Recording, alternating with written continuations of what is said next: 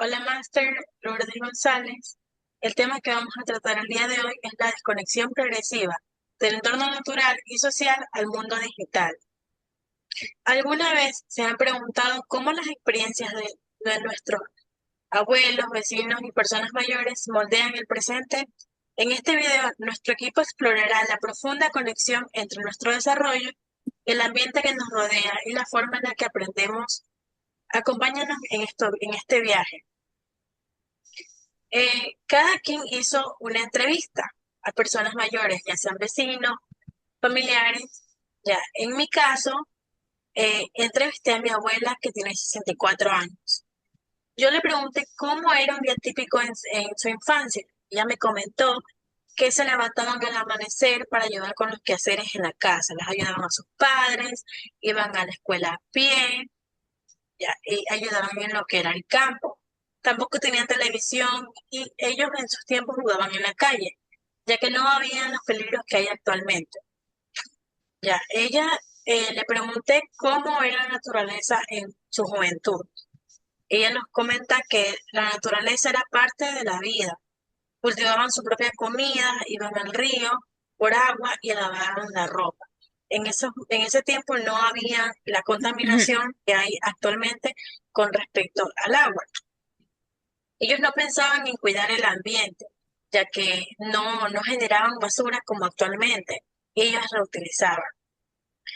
Le pregunté también qué consejo le darían los jóvenes de hoy sobre la vida del planeta. Ella nos comentaba que aconseja a todos que valoren lo que tienen y no sean consumistas, que cuiden la tierra porque es lo que nos da de comer y que aprovechen el tiempo que tienen para pasarlo con su familia y no simplemente pasen en sus celulares y en las redes sociales. Ahora, la compañera Keila, cuéntenos cómo fue su entrevista, cómo estuvo, a quién entrevistó. Pues bueno, les comento que conversé con un vecino, don Carlos. Este señor tiene 69 años. Pues él me compartió mucho de lo que era antes, pues, ¿no? De lo que era en su juventud. Contó pues que en antes ellos tenían huertos en sus hogares y que ahí conseguían la comida. O si no tenían huerto, entonces iban a los mercados, a las plazas, que le llaman así. Antes le llamaban Plaza del Pueblo. Pues porque no existían los supermercados, no existían los comisariatos ni nada de esto, pues no. En ese día, pues recordó también un gran cambio ambiental que hubo cuando llegó una fábrica y el río de donde él vivía, pues comenzó a contaminarse. Esto también me mencionaba que solo él estudió hasta sexto año de escuela, porque, o sea, tengamos en cuenta de que en esa época, la educación no era una prioridad, sino más bien lo importante para ellos era trabajar y trabajar. Los padres mandaban a trabajar a los hijos y aún se ve casos en ciertas partes de nuestro Ecuador que no son muy lejanos, pues, ¿no? Entonces, además, también él me comentaba, pues siendo muy breve, que la disciplina en antes, en casa y en la escuela, era muy estricta a comparación de ahora, pues, ¿no? Muy bien, sabemos que ahora ya no hay respeto ante los mayores, el respeto se ha perdido rotundamente, pues, ¿no?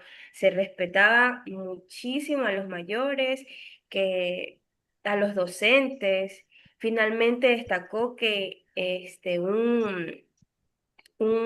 me mencionaba que antes en las escuelas, en los estudios, en la educación, como eran tan estrictos, me daba ejemplo de que ponían tapillas, estas pepitas de maíz en las rodillas. Entonces era demasiado estricto y los padres no decían absolutamente nada. Entonces, a comparación de ahora, que es sumamente diferente, que los padres se quejan y todo eso, pues tienen su razón de que ya no existe el maltrato hacia los estudiantes, ¿no? Y finalmente me destacó que hay un hábito ecológico que deberíamos recuperar en lo que es arreglar las cosas en lugar de desecharlas, pues.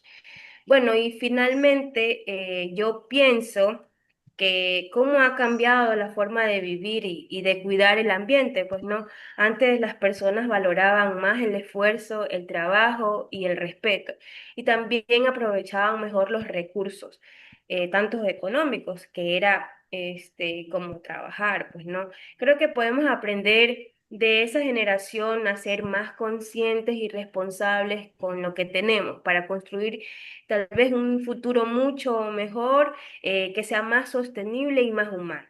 Pues gracias, eso ha sido todo por mi entrevista.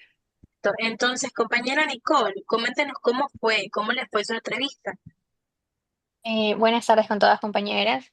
Les comento brevemente, la entrevista que yo tuve fue con un vecino de mi ciudadela que se llama Roberto, tiene 72 años de edad y bueno, y básicamente haciendo esta entrevista, el señor me mostró cómo ha cambiado la vida con el paso del tiempo, ¿no? Me comentó, por ejemplo, que en su juventud el transporte era principalmente a pie o a caballo, ya que pues en ese tiempo los autos eran un lujo que pocas personas tenían como que la adquisición, o sea, el poder adquisitivo como para tener uno, ¿no? También me comentó acerca de cómo se manejaba la basura, se la manejaba de una forma más natural, reutilizando, reciclando o enterrando los desechos. Él me comentó también que su sueño era ser ingeniero, pero eh, yo creo que esta es la realidad de muchas personas, más en ese tiempo. Es que debido a las dificultades que las personas tienen económicas, pues lo obligaron a él a trabajar desde muy joven, tristemente. Respecto a la educación virtual, él me supo decir que la percibe como algo impersonal. Él valora, por ejemplo, él valora que el contacto humano es mucho más importante. Finalmente, me expresó mucha nostalgia por la tranquilidad y el silencio del pasado, que es ya muy difícil encontrarlo hoy en día, más que todo en la ciudad, ¿no? Lo contrastó con el ruido y el ritmo y la vida acelerada en general, actual que tenemos la mayoría de personas. Y ya, eso es todo por la entrevista que me supo indicar el señor Roberto. Todo listo. Compañera Maite, cuéntenos, ¿cómo les va a usted? Buenas tardes, compañeras. En mi entrevista yo le entrevisté a mi abuelita que tiene 66 años y me supo hablar igual que cuando era chiquita ella vivía en el campo y que siempre la alimentación fue de las cosechas mismas que ellos daban.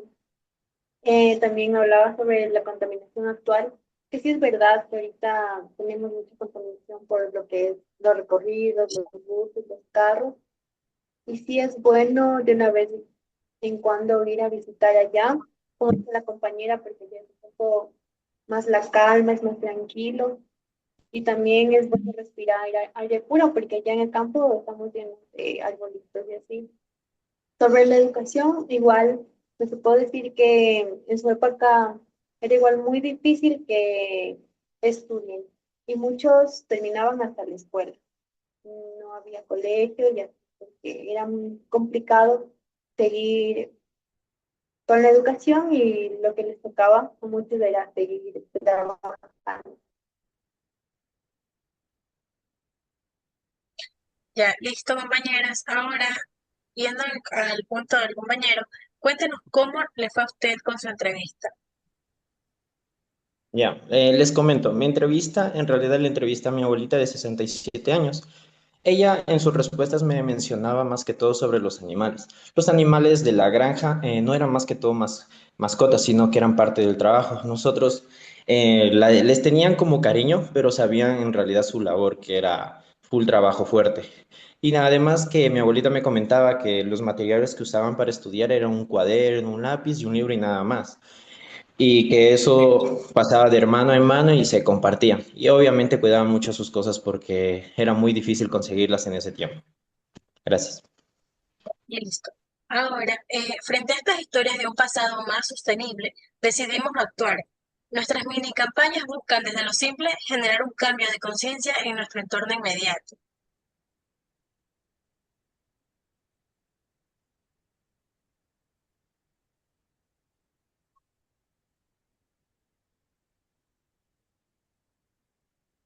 Ya, listo.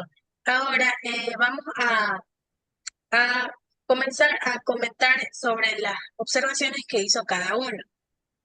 Ya. Yo observé a mi hermano menor, que es un niño con autismo. Él, en la educación virtual, él tiene incapacidad de mantener atención más de 10 minutos en pantalla, cambia constantemente de pestañas y se levanta frecuentemente. Todo esto es debido a la sobrecarga sensorial y la falta de interacción física que, que mantiene, ¿no? Ahora, los demás compañeros, coméntenos cómo, cómo han sido las observaciones que han realizado. Bueno, en mi caso tengo una prima que cuando existían las clases virtuales en el método, cuando fue la pandemia, pues ella mostraba mucha ansiedad relacionada con su rendimiento académico en las clases virtuales, pues solía revisar constantemente sus calificaciones y se preocupa actualmente en exceso por obtener buenas calificaciones. Cuando ella comete así un pequeño error, se empieza a reaccionar enseguida en llanto, se va en llanto, o sea, llora de la nada y se frustra y hace que esto refleje una gran presión interna en ella. Listo, listo. Compañera Nicole, Bueno, compañeros, mi observación fue a un vecino de 20 años que estudia en una universidad virtual. Nos dimos cuenta, bueno, me manifestó que su dificultad era más la falta de organización y autocontrol, ¿no? Vimos que en su desenvolvimiento estudia en horas totalmente desorganizadas, se le acumulan las tareas, duerme mal, se estresa.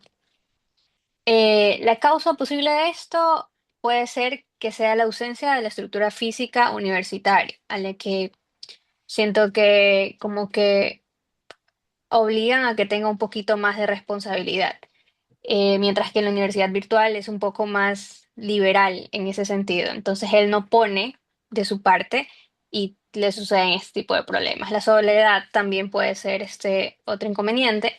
Eh, el aislamiento social, eso. Ujú.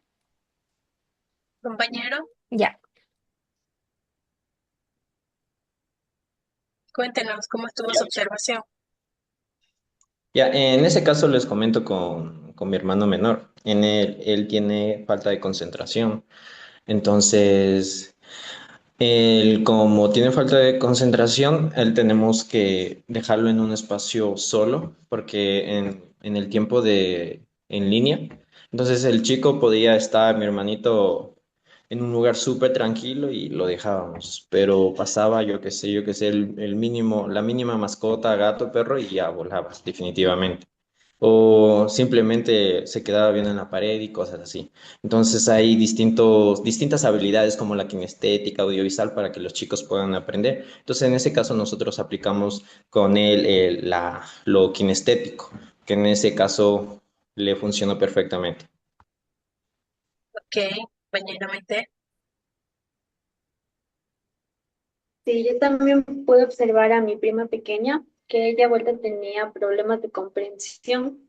A veces en las clases virtuales no comprendía algún tema y a veces porque son chiquitos, tienen miedo a preguntar y se quedan con esa duda.